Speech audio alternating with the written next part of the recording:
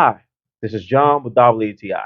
And if you're like me, a guy who doesn't like to get too much complicated when it comes to eating and making food really fast, this Chef Boyardee pasta and meat and tomato sauce, it's great.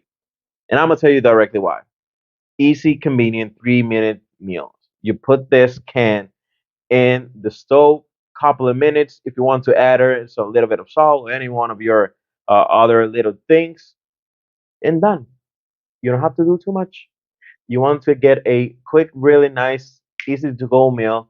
Normally, when I had to do like really fast because I have to eat between classes or my work that I do from home, and I just would need a nice, quick meal, or maybe I'm not trying to do too much, I just get one of these guys here. The flavor is great. I don't even have to add too much to make it awesome. The whole sensation with the pasta, with the sauce, with the meat, it's just great. So this was John with WTI, and that was my point of view.